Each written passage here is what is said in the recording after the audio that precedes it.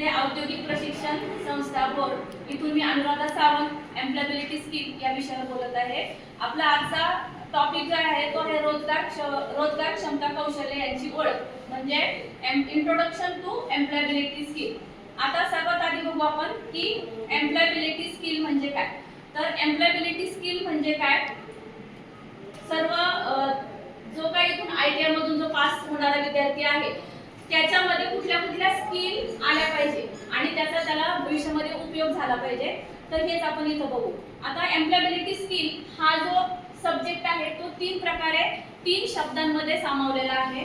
तर पहिला आहे एम्प्लॉय, दुसरा आहे एबिलिटी आणि तिसरा आहे स्किल, जो मी इथं दिलेला आहे बघा।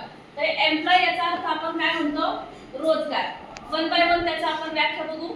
रोजगार म्हणजे काय की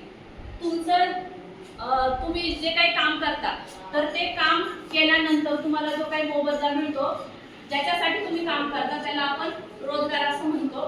त्यानंतर क्षमता याचा अर्थ असा की कोणतेही काम योग्य पद्धतीने तुम्ही जी करता ती जी क्षमता आहे त्याला आपण क्षमता असं म्हणतो।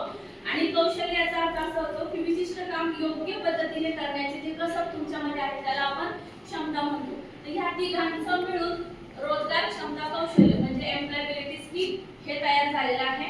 तर आता एम्प्लॉयबिलिटी स्किल याची गरज काय आहे तुमच्या आयुष्यामध्ये ते बघू आपण। आताच्या ज्या युगामध्ये नोकरी मिळणं लवकर म्हणजे सहजासहजी मिळत नाही, त्याच्यासाठी तुम्हाला तुमच्या दोन स्किल आल्या पाहिजे। पहिलं म्हणजे दोन प्रकारचे कौशल्य तुमच्यामध्ये असणं गरजेचं आहे। पहिलं म्हणजे तांत्रिक कौशल्य आणि दुसरं म्हणजे रोजगार क्षमता कौशल्य। आता तांत्रिक कौशल्य कशाला म्हणतात की जो काही ट्रेड तुम्ही शिकता त्याला आपण तांत्रिक कौशल्य असं म्हणू शकतो।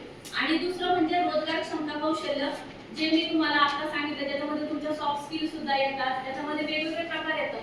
तुमचे कम्युनिकेशन स्किल येतं, आयटी लिटरसी येतं, हे सगळं त्याच्यामध्ये येतं, इंग्लिश लिटरसी येतं।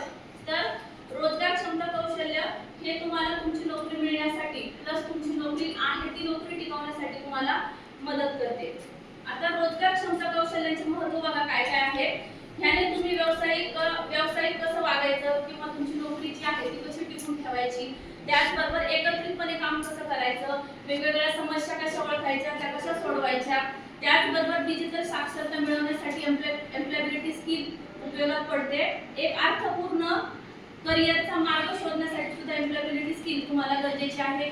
डिजिटल तंत्रज्ञानाचा सुलभपणे वापर कसा करायचा हे सुद्धा एम्प्लॉयबिलिटी स्किल मध्ये सांगितलं जातं। आत्मविश्वासाने इंग्रजी तुम्हाला बोलता आलं पाहिजे आणि एक महत्त्वाचं म्हणजे आत्मविश्वासू व्यक्ती बनवण्यासाठी एम्प्लॉयबिलिटी स्किल याचा तुम्हाला खूप चांगल्या पद्धतीने उपयोग होतो। त्याचबरोबर बघा, आता एम्प्लॉयबिलिटी स्किल हे जर तुम्हाला ई लर्निंगद्वारे शिकायचं असेल तर तुम्हाला कुठल्या कुठल्या साईटचा वापर करता येतो।